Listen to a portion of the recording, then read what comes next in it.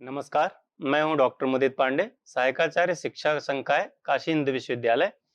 स्वागत है आपका इस पाठ्यक्रम में जिसका नाम है सूक्ष्म शिक्षण एवं संस्कृत शिक्षण शास्त्र। हम चर्चा कर रहे हैं मॉड्यूल 1 सूक्ष्म शिक्षण एवं संस्कृत भाषा पर। व्याख्यान 5 के अंतर्गत चर्चा के जो बिंदु हैं, सूक्ष्म शिक्षण के उद्देश्य, सूक्ष्म शिक्षण के महत्व, सूक्ष्म शिक्षण की विशेषताएं और सूक्ष्म शिक्षण के लाभ और सूक्ष्म शिक्षण की सीमाएं। सूक्ष्म शिक्षण के उद्देश्य। सूक्ष्म शिक्षण को हम शिक्षक शिक्षा में प्रमुख रूप से क्यों लागू करते हैं, एक महत्वपूर्ण अंग के रूप में, क्योंकि विभिन्न शिक्षण कौशलों का अभ्यास एवं विकास करना हमारा एक उद्देश्य है। क्योंकि जब एक शिक्षक वास्तविक शिक्षण परिस्थितियों में जाता है, तब उसमें शिक्षण कौशलों में उसको दक्ष होना अत्यधिक आवश्यक है। और वो यदि शिक्षण कौशलों में दक्ष होगा तो वो वास्तविक शिक्षण की परिस्थितियों में अपने आप को सहज महसूस करेगा, अपने आप को सहजता से उस पाठ्य वस्तु को प्रस्तुत कर पाएगा। इसलिए इसका उद्देश्य है विभिन्न शिक्षण कौशलों का अभ्यास एवं विकास करना। पाठ के लिए उपयुक्त विधियों को चुनना और उनका प्रयोग करना।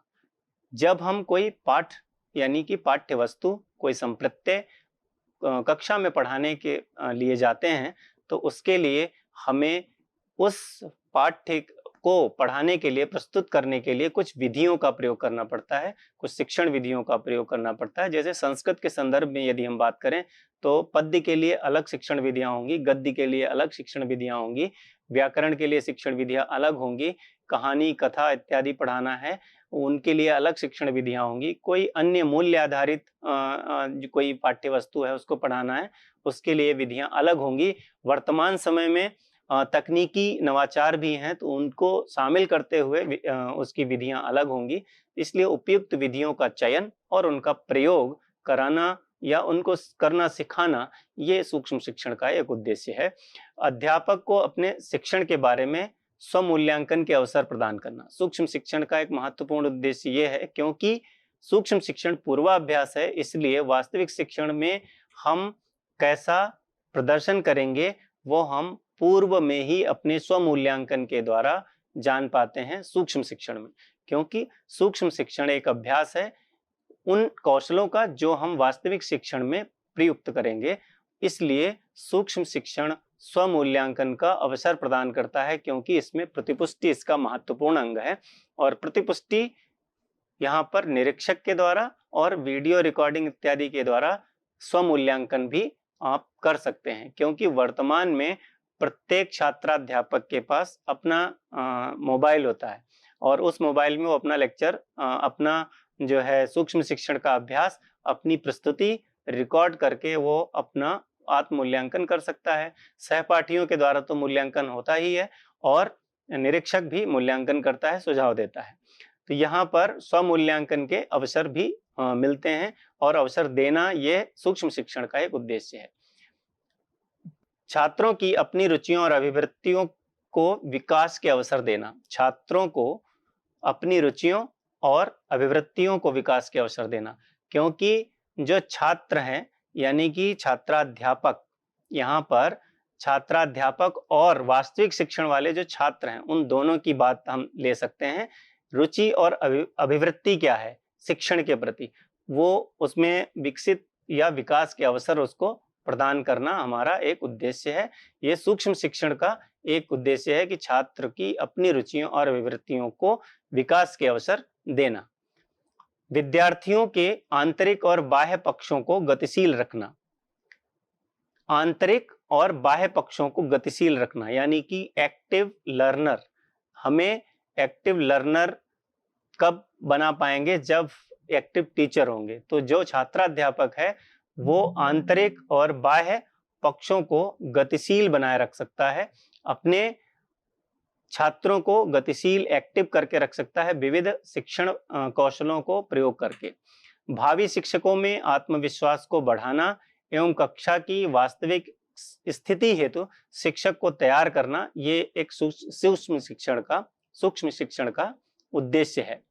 तो जो भावी शिक्षक हैं उनमें आत्मविश्वास तब आएगा जब वो शिक्षण कौशलों में दक्ष होंगे, वास्तविक शिक्षण परिस्थितियों को सहेजने में, उनको संचालित करने में, शिक्षण अधिगम प्रक्रिया को समुचित ढंग से संचालित करने में समर्थ होंगे, तब वो आत्मविश्वास से पूर्ण होंगे।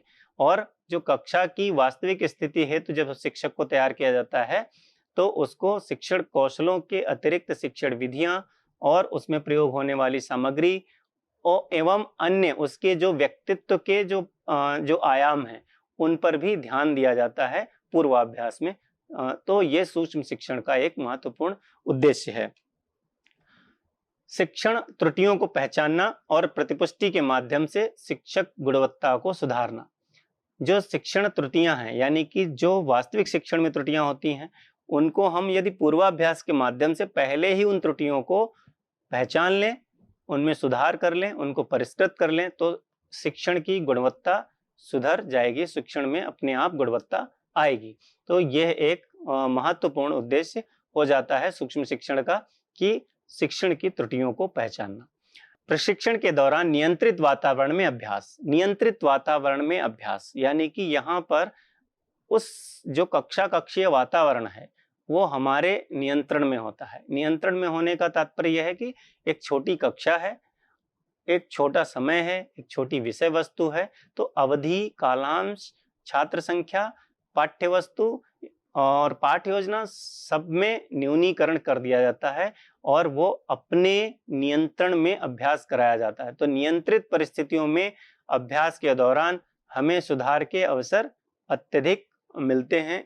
अतः प्रशिक्षण जो है, नियंत्रित वातावरण में अभ्यास कराना सूक्ष्म शिक्षण का एक महत्वपूर्ण उद्देश्य है। समयबद्ध और लक्ष्य आधारित शिक्षण का अभ्यास कराना।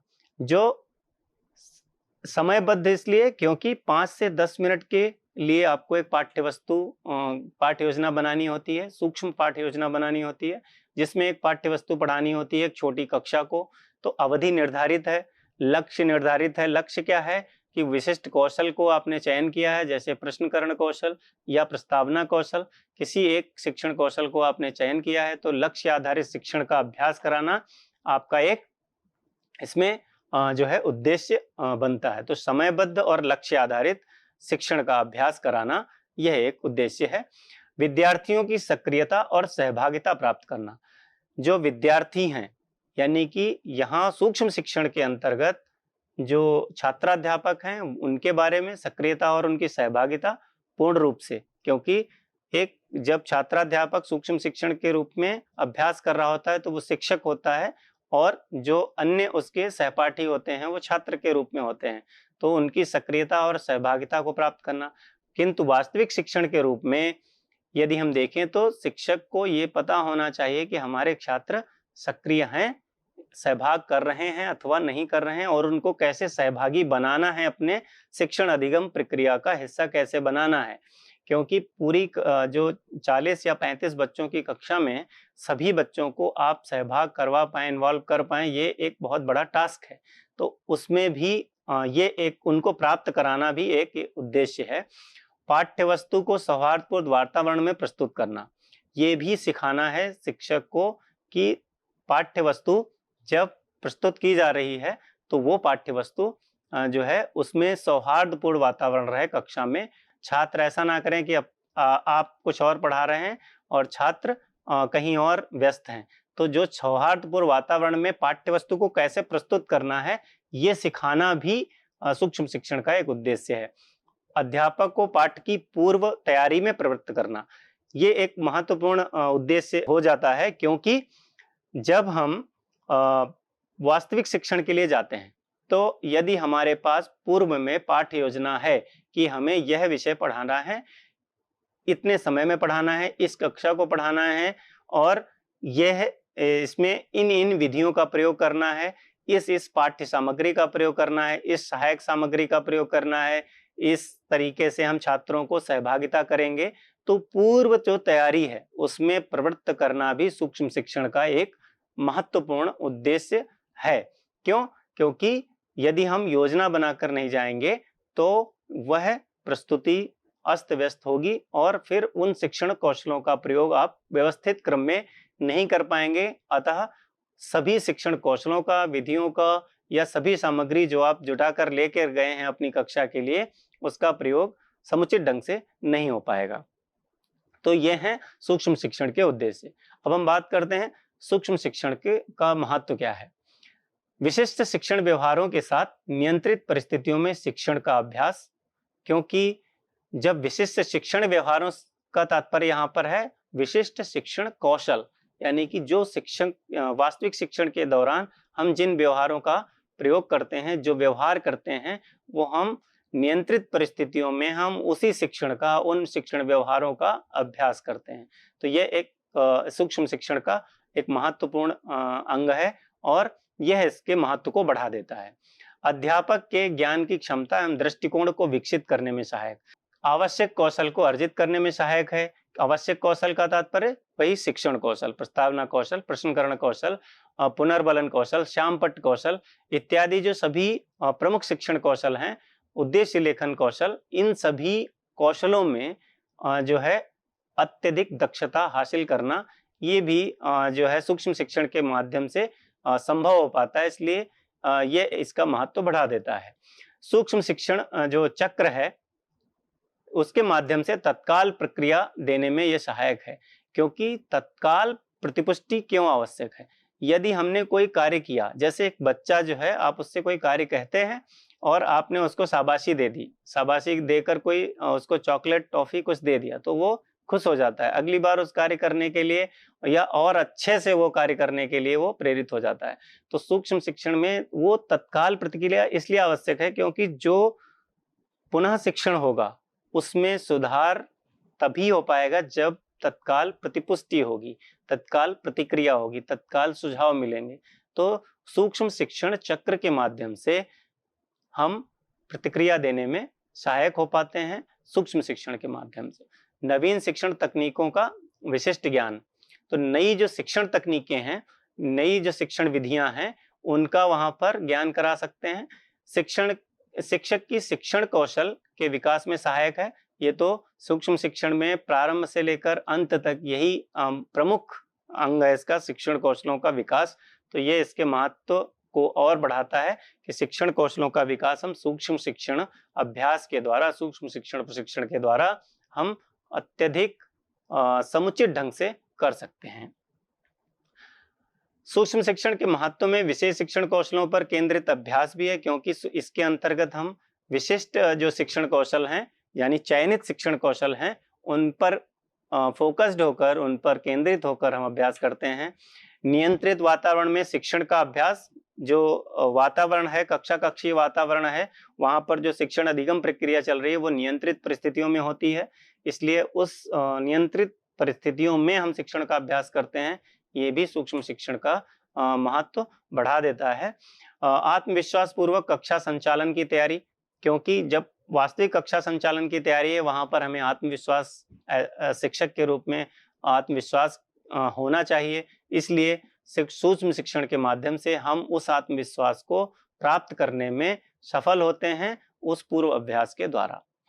ज्ञान कौशल और योग्यता के विकास में सहायक, जब हम, क्योंकि करत करत अभ्यास ते जड़मत हो तो सुजान, ऐसा कहा गया ना, कि जो जड़मती है, जो बिल्कुल जिसको ज्ञान नहीं है, वो भी सुजान हो जाता है, विद्वान हो जाता है। करत करत अभ्यास ते, अभ्यास करते करते, रसरी आवत जातते सिल पर परत निशान, बार बार रस्सी के रगड़ने से पत्थर पे भी निशान पड़ जाता है। तो ये ज्ञान कौशल योग्यता के विकास में इसलिए सहायक है क्योंकि यहाँ पुनः पुनः अभ्यास करते हैं हम प्रत्येक शिक्षण कौशल का, अपने ज्ञान का और अपनी योग्यता का, इसलिए उसमें समुचित रूप से, समुचित ढंग से, परिष्कृत रूप में हम उसको विकसित कर पाते हैं। तत्काल प्रतिपुष्टि व सुधार का अवसर, तो तत्काल इसमें प्रतिपुष्टि मिलती है और उसमें सुधार का अवसर भी मिलता है, क्योंकि जब हम सूक्ष्म शिक्षण चक्र की बात करते हैं तो उसमें शिक्षण है, फिर उसमें पाठ्य योजना बनाते हैं, शिक्षण करते हैं, और उसके बाद उसमें जो है प्रतिपुष्टि मिलती है, फिर पुनः योजना करते हैं, फिर पुनः शिक्षण करते हैं, फिर पुनः प्रतिपुष्टि मिलती है। इस प्रकार यह चक्र चलता है। तो इसमें जब हम पुनः योजना बनाते हैं प्रतिपुष्टि के पश्चात, तो उसमें हम अपने शिक्षण कौशल को सुधार के साथ पुनः प्रस्तुत करेंगे, पुनः शिक्षण करेंगे। सुरक्षित अभ्यास, क्योंकि छात्र प्रभावित नहीं होते हैं इसमें, यह सूक्ष्म शिक्षण एक सुरक्षित अभ्यास इसलिए कह सकते हैं क्योंकि वास्तविक कक्षा में यदि हम अभ्यास करेंगे तो जैसे हमने पहले भी बात की कि यदि प्लेन चलाने के लिए पायलट डायरेक्ट वास्तविक प्लेन उड़ाए तो वो शायद उसमें जो यात्री बैठे हैं उनको कहाँ लेकर जाएगा वो उसको भी नहीं पता है और उन यात्रियों को भी भय रहेगा। तो जब हम कक्षा में जाते हैं तो वहां वास्तविक परिस्थितियों में अभ्यास नहीं कर सकते, इसलिए पूर्व अभ्यास करते हैं। इसलिए ये सुरक्षित अभ्यास है। यहाँ छात्रों का कोई नुकसान नहीं होता, उनकी अधिगम प्रक्रिया पर कोई प्रभाव नहीं पड़ता, उनकी विषय वस्तु का नुकसान नहीं होता कि हम अपना अभ्यास कर रहे हैं, अपने को सुधारने के लिए हम उनको गड़बड़ कर रहे हैं, तो ये वहां पर छात्र प्रभावित नहीं होते हैं। इसलिए ये सुरक्षित अभ्यास है। ये भी सूक्ष्म शिक्षण का महत्व है। अब हम बात करते हैं सूक्ष्म शिक्षण की विशेषताओं पर। तो सूक्ष्म शिक्षण की विशेषताओं में हमने पूर्व व्याख्यानों में भी बात की है और यदि आप चाहें तो उनमें बहुत सारे विशेषताएं आप स्वयं देख सकते हैं, बता सकते हैं। कक्षा संरचना में 5 से 10 अधिगमार्थी होते हैं, यानी कि कक्षा छात्रों की संख्या को न्यूनीकृत कर दिया जाता है, कम कर दिया जाता है। ये एक सूक्ष्म शिक्षण की विशेषता है कि उसमें सबसे पहला जो है कि न्यूनीकरण किया जाता है, कक्षा संरचना छोटी हो जाती है। 5 से 10 विद्यार्थी यानी कि छात्राध्यापक ही होते हैं, सहपाठी ही होते हैं। प्रत्येक कालांश की अवधि जो है 5 से 10 मिनट होती है, क्योंकि इसको भी कालांश को भी अवधि को न्यूनीकृत कर दिया जाता है। सहपाठी ही विद्यार्थी की भूमिका निभाते हैं। जो विद्यार्थी होते हैं हमारे कक्षा में वो ही उस विद्यार्थियों की भूमिका में सहपाठी ही होते हैं। तो उससे भी हमें एक आत्मविश्वास मिलता है, क्योंकि वास्तविक परिस्थितियों जैसा नहीं होता। तो इसलिए ये एक विशेषता है इसकी। एक सत्र में केवल एक कौशल पर ध्यान केंद्रित किया जा सकता है। तो इसमें जो है इसकी विशेषता महत्वपूर्ण ये है कि ये सूक्ष्म है ना। सूक्ष्म का मतलब ये है गहन या छोटा। तो गहन इसलिए कि उसमें प्रत्येक शिक्षण कौशल पर हम सूक्ष्मता से ध्यान देते हैं, सूक्ष्मता से उसमें जो है विश्लेषण करके उनको सुझाव देते हैं।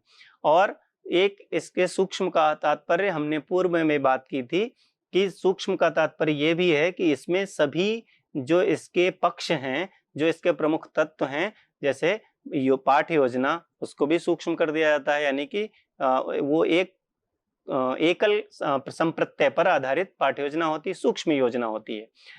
अवधि कालांश को भी कम कर दिया जाता है, छात्र संख्या को भी कम कर दिया जाता है। तो इस प्रकार एक जो हमारा पाठ्य वस्तु है उसको भी कम कर दिया जाता है। शिक्षण कौशल एक ही कौशल पर आधारित होता है। तो ये इस प्रकार से ये जो इसकी विशेषता है कि एक सत्र में एक कौशल पर ध्यान केंद्रित किया जाता है। तो ये इसी वजह से है क्योंकि यह सूक्ष्मता से उस पर विश्लेषण कर पाता है। विषय वस्तु को सूक्ष्म इकाई या छोटे प्रकरण के रूप में प्रस्तुत किया जाता है। जो विषय वस्तु है उसको एक स्मॉल यूनिट या फिर एक स्मॉल कॉन्सेप्ट में जो है उसको प्रस्तुत करते हैं। शिक्षण के तत्वों को सूक्ष्म एवं विशिष्ट रूप में प्रशिक्षित किया जाता है। तो जो शिक्षण के तत्व हैं उनको बहुत ही बारीकी से विश्लेषित करके उनको प्रशिक्षित किया जाता है, उसमें सुधार किया जाता है, परिष्कृत किया जाता है। सामान्य से विशिष्ट शिक्षण कौशलों तक का व्यवस्थित अभ्यास कराया जाता है।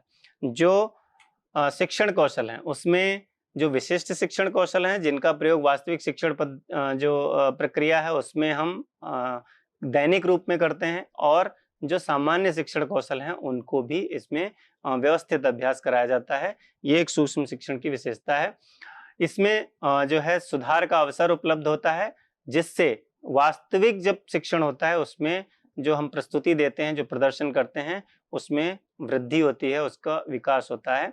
प्रशिक्षणार्थियों को जो शिक्षण व्यवहार से संबंधित जो तत्काल प्रतिपुष्टि है वो प्रदान की जाती है। यानी यहाँ तात्पर्य यह है कि जो छात्राध्यापक हैं वो तत्काल पुष्टि प्राप्त करते हैं अपने शिक्षण व्यवहारों के अनुकूल। जो शिक्षण के दौरान जो व्यवहार कर रहा है वो उसके अनुकूल, कि उसने जो है पुनर्वलन का प्रयोग किया तो उसके लिए वो प्रतिपुष्टि मिलेगी उसको। उसने प्रस्तावना कौशल में प्रश्नकरण का सही प्रयोग किया, उसने जो है सभी को उद्देश्य लेखन सही से किया था, उसने क्वेश्चनिंग ठीक से की है, तो इस तरीके से उसमें जो किया सही से, जो नहीं किया, गुण एवं दोष दोनों पक्षों पर प्रतिपुष्टि दी जाती है। समयबद्ध एवं नियंत्रित गतिविधियां सुनिश्चित की जाती हैं। समयबद्ध और नियंत्रित गतिविधियां इसमें होती हैं, ये एक विशेषता है। निरीक्षण एवं मूल्यांकन प्रशिक्षक तथा सहपाठियों द्वारा किया जाता है। इसमें जो है मूल्यांकन प्रशिक्षक भी करता है, सहपाठी भी करते हैं और आत्म मूल्यांकन भी कर सकते हैं यदि आप अभ्यास का रिकॉर्ड कर पाते हैं अपने अभ्यास को। तो अल्प समय में इसमें अत्यधिक दक्षता प्राप्त करने में जो है सहायता मिलती है। तो ये उसकी एक प्रणाली है अत्यधिक प्रभावी बनाने के लिए। यह विधि जो है व्यक्तिगत रूप से कौशल प्रशिक्षण पर आधारित होती है। यह स्किल्स को डेवलप करती है। यह शिक्षण कौशल जो है, टीचिंग स्किल्स हैं, उनके प्रशिक्षण पर ध्यान देती है, उनको सूक्ष्मता से उनके विकास में सहायक होती है। शिक्षकों में व्यावसायिक परिपक्वता एवं आत्मविश्वास का विकास करती है। यह शिक्षकों में व्यावसायिक परिपक्वता आती है क्योंकि वो एक एज अ टीचर जब वास्तविक शिक्षण करेंगे, एक संस्था में जाएंगे, तो वहां पर वो शिक्षण के दौरान आत्मविश्वास उनको रहेगा क्योंकि वो शिक्षण कौशलों में दक्ष हैं, शिक्षण करने में उन्होंने पूर्वाभ्यास अच्छे से किया हुआ है। यह एक व्यावहारिक, प्रभावशाली और सुरक्षित प्रशिक्षण व्यवस्था है। क्योंकि ये प्रभावशाली भी है, सुरक्षित इसलिए है क्योंकि इसमें बच्चे प्रभावित नहीं होते हैं, और जो है व्यावहारिक इसलिए है क्योंकि इसमें सिद्धांतों का प्रायोगिक पक्ष भी शामिल है, इसलिए ये व्यावहारिक है। तो यह एक व्यावहारिक, प्रभावशाली और सुरक्षित प्रशिक्षण व्यवस्था है। इसके लाभ क्या हैं सूक्ष्म शिक्षण के? कि शिक्षण कौशलों के क्रमिक एवं सघन विकास में सहायक होता है। सघन विकास का मतलब सूक्ष्म विकास, सूक्ष्म विश्लेषण। सूक्ष्म विश्लेषण करेंगे तो हर एक छोटी से छोटी बात पर भी ध्यान देकर उसमें सुधार कर सकते हैं, उसको परिष्कृत कर सकते हैं। प्रशिक्षुओं और एवं प्रशिक्षकों में विशिष्ट शैक्षिक दक्षताओं का संवर्धन होता है। जो प्रशिक्षक हैं और जो प्रशिक्षु हैं, तो उन दोनों में ही जो शिक्षा से संबंधित, जो शिक्षण प्रणाली से संबंधित दक्षताएं हैं, जो शैक्षिक दक्षताएं हैं, उनकी वृद्धि होती है। आत्मविश्वास, नेतृत्व क्षमता तथा प्रस्तुतिकरण कौशल में वृद्धि। प्रेजेंटेशन स्किल बढ़ता है क्योंकि जब आप निरंतर प्रस्तुत करने का, निरंतर आप अभ्यास कर रहे हैं अलग अलग कौशलों का, तो वो कौशल में स्वतः ही वृद्धि होना स्वाभाविक है। प्रत्येक कौशल पर लक्षित अभ्यास से त्रुटियों की पहचान एवं सुधार संभव होता है। इससे जो हमने कौशल जो चयनित किया है, उसमें हम अभ्यास के दौरान जो त्रुटियां हैं, लक्षित अभ्यास यानी कि जो हमने चयन किया है, प्रस्तावना कौशल, प्रश्नकरण, पुनर्वलन, श्यामपट्ट कौशल, जो भी चयन किया है, उसमें त्रुटियां जो हो रही हैं उनको पहचान लेना और उसमें सुधार करना। लघु विषय वस्तु के माध्यम से जटिल अवधारणाओं का सरल एवं प्रभावी निष्पादन, यानी कि एक छोटी विषय वस्तु लेते हैं और उसके माध्यम से जो जटिल अवधारणाएं हैं, यानी कॉन्सेप्ट्स हैं, बहुत टफ कॉन्सेप्ट्स हैं, उनको सरल और प्रभावी रूप से प्रस्तुत करना, उनका निष्पादन करना। नियंत्रित एवं अनौपचारिक वातावरण में सुरक्षित प्रयोग एवं अभ्यास का अवसर रहता है। यहाँ पर अनौपचारिक वातावरण और नियंत्रित अभ्यास इसलिए क्योंकि वो नियंत्रित परिस्थितियों में हो रहा है, और अनौपचारिक वातावरण इसलिए क्योंकि वहाँ छात्र जो हैं वो आपके सहपाठी हैं, तो वो अनौपचारिक वातावरण भी है, इसलिए वो सुरक्षित प्रयोग है और इसमें अभ्यास के अवसर, सुरक्षित प्रयोग तथा अभ्यास के अवसर प्राप्त होते हैं नियंत्रित और अनौपचारिक वातावरण में। कक्षा शिक्षण है तो व्यवस्थित पाठ योजना के निर्माण में सहायक है। तो जब हम सूक्ष्म शिक्षण करते हैं तब भी हम लेसन प्लान बनाते हैं, लेकिन माइक्रो लेसन प्लान बनाते हैं, सूक्ष्म योजना बनाते हैं, और सूक्ष्म योजना बनाते बनाते हम उनका जब इंटीग्रेशन करते हैं, उनको जब एकीकृत करते हैं, तब हम कक्षा शिक्षण हेतु व्यवस्थित पाठ योजना यानी पूर्ण पाठ योजना बनाने में हम सहायता करती है या हम बना पाते हैं। कक्षा शिक्षण हेतु व्यवस्थित पाठ योजना का निर्माण हम कर पाते हैं। सार्थक एवं समयबद्ध प्रतिपुष्टि से आत्म मूल्यांकन को बल मिलता है। जो समयबद्ध प्रतिपुष्टि यानी कि समय समय पर, जैसे ही आपने टीचिंग की, जैसे ही आपने बोला, आपने प्रस्तुत किया, उसके तुरंत बाद आपको प्रतिपुष्टि मिली और उसके तुरंत बाद आपने उसमें सुधार किया, फिर पुनः शिक्षण किया, रीटीचिंग किया और फिर से पुनः प्रतिपुष्टि मिली। तो इस तरीके से यह चक्र निरंतर चलता है जब तक आप उस कौशल में दक्ष नहीं हो जाते हैं। प्रशिक्षण की व्यावहारिकता शिक्षण प्रक्रिया को यथार्थवादी बना देती है।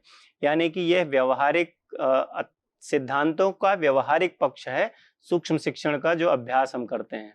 जो हम सिद्धांत पढ़ते हैं, शिक्षण से संबंधित, शिक्षण अधिगम प्रक्रिया से संबंधित, शिक्षण कौशलों से संबंधित, उनका व्यवहारिक प्रयोग है ये।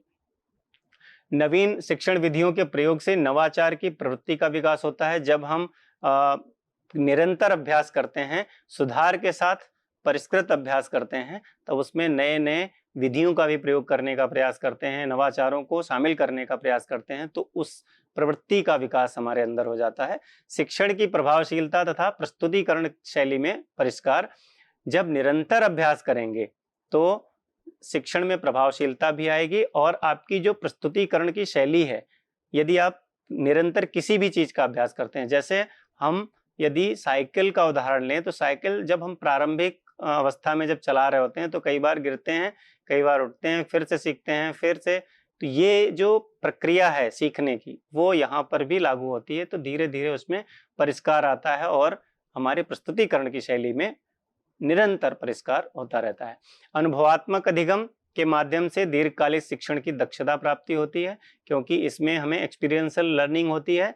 इसलिए दीर्घकालिक शिक्षण जो है उसके लिए हम फ्यूचर एज अ टीचर हम उसमें दक्षता प्राप्त कर पाते हैं, उसमें हम ज्यादा सक्षम हो पाते हैं।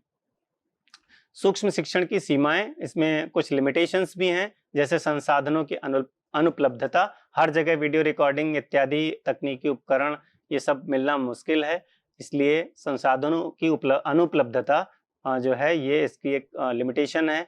प्रशिक्षित पर्यवेक्षकों की न्यूनता, इसके लिए जो पर्यवेक्षक हैं, जो प्रशिक्षक हैं, उनको प्रशिक्षित हैं कि नहीं, या प्रशिक्षित नहीं किया गया या कम है, तो ये प्रशिक्षित पर्यवेक्षक की न्यूनता, यानी कि वो ज्यादा नहीं है, इसलिए भी गुणवत्तापूर्ण मार्गदर्शन नहीं मिल पाता है।